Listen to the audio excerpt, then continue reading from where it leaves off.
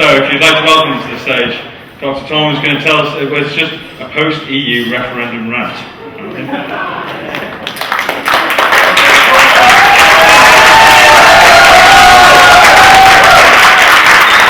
Right. Now, I don't know about the rest of you, but I'm absolutely furious about the EU referendum result. And I thought, what better place to have a lovely rant than right here at Ignite. Now, the first thing I need to do is put on today's date. Today's date is the 27th of July 2016. And I'm doing that because so much has happened in the month since the referendum, but what I'm going to say in the next 5 minutes could be completely obsolete by the time the people of YouTube end up watching this. So, a brief history. You may remember back in the 2015 election, David Cameron decided in his infinite wisdom to offer an in-out referendum on EU membership. I think he was expecting it to use it as a bargaining chip in coalition negotiations, but that didn't happen because the Tories won a majority.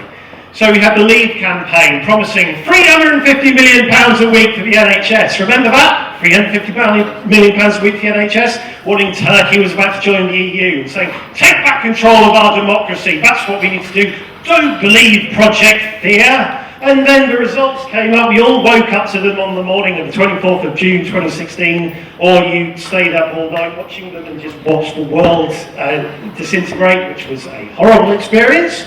And the aftermath started pretty much straight away. Project Fear ended up being Project Reality, because everything that was going to happen did happen. So £120 billion wipes off the FTSE, the pound loses 10% of its value against the US dollar, and we had the unfortunate rise of post-Brexit racism, and Britain became an international laughingstock.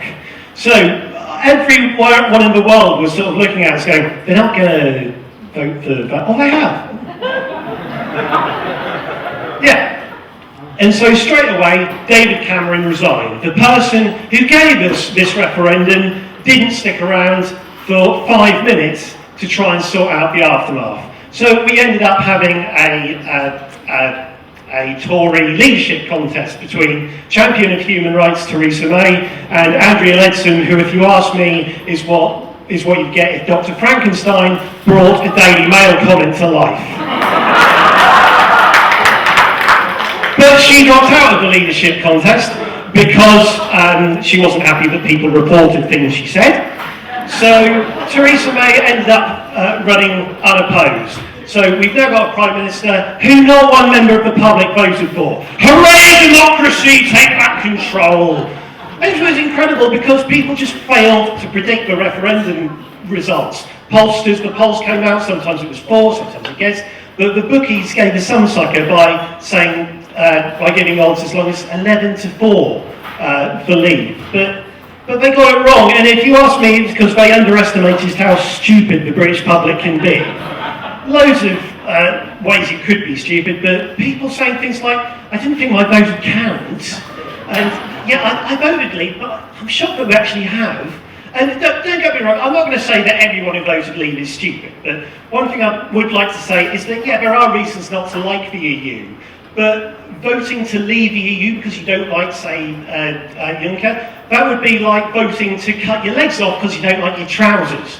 And we've also seen this very, very ugly rise in post-Brexit racism. Hate crimes reported up 42%. I'm sure that's just a coincidence.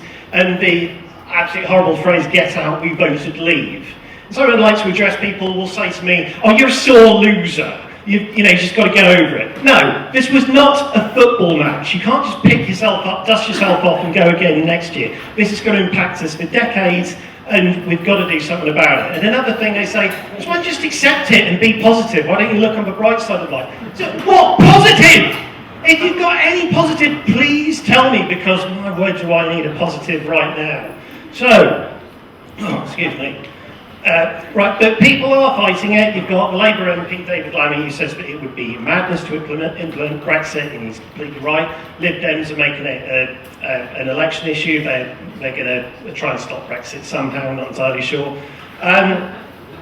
But the main problem I had with the Leave campaign, it was built on lies. Not a little white lie here and there. It was just built on lies. Remember that leaflet we all got through? saying that Turkey was going to join £350 million a week for the EU. And I have a huge problem with this, and I'm sorry to go hell and love join other people, but I think, well, you know, what are we teaching our kids? We're teaching them that lying's okay. I'm terrified that one day my young daughter I'm going to go to her and go, you said you brushed your teeth. Dad, when I said I was going to brush my teeth, that was one of the series of promises that were possibilities. Yeah.